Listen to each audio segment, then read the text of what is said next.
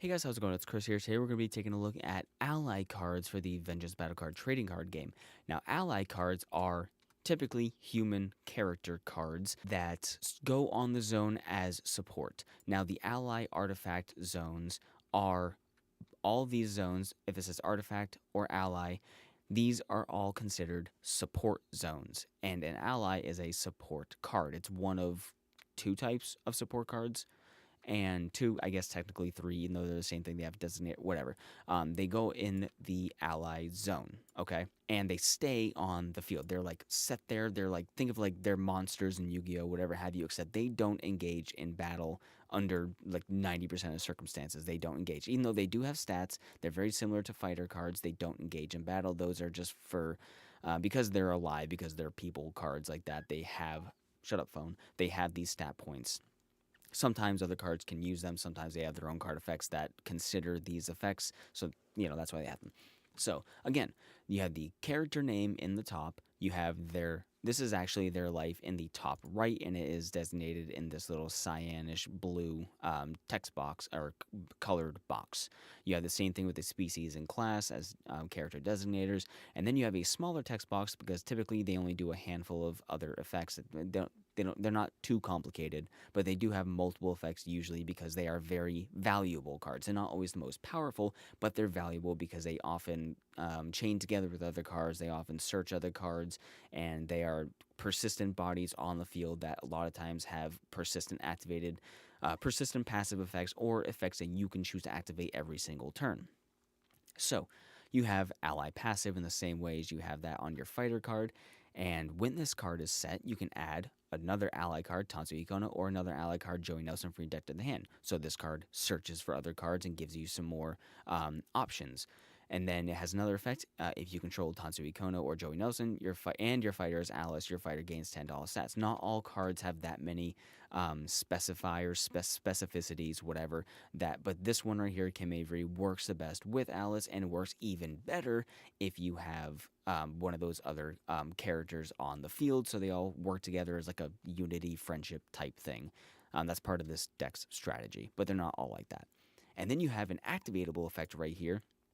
Send one card from your hand or field to the discard zone, and your fighter can declare 3 base attacks this turn. So that's pretty good. You can make it so, I don't have any action cards right now, so instead of attacking for 1 base attack per turn, I can attack for strength 2 times and power once. I can sit there and shell out 90 some odd damage, whatever have you. So pretty good, but that does cost 1 card. So if you have a counter card face down on the field, send that to the discard zone. If you have an action card on cooldown, set it to the discard. If you have 1 card in your hand that's not useful at the moment or has its conditions can't be met and it's just basically fodder at that point, you can discard it. You can even send Kim herself from the field to discard zone if you want. It's just send 1 card you control. You can't send your fighter.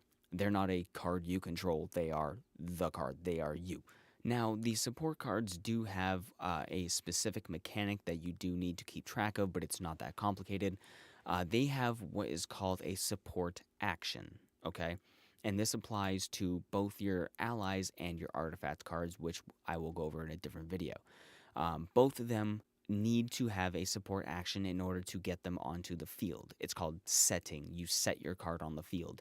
And every single turn, you are refreshed 1 support action. In the same way that in Yu-Gi-Oh, you are refreshed your 1 normal summon.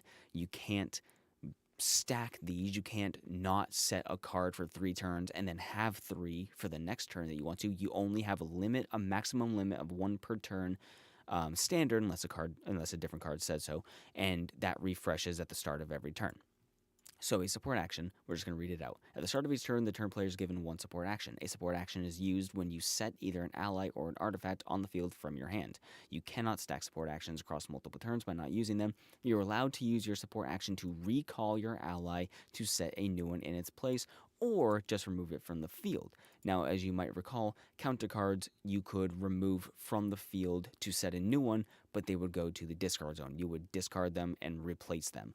Ally cards can be removed and replaced by another one. However, the ally card, if you do recall it from the field, they go at the bottom of your deck in the same way that action cards go to the bottom of your deck when their cooldown is up. You can recall an artifact with your support action just the same, but recalling an artifact will instead send it to the discard zone.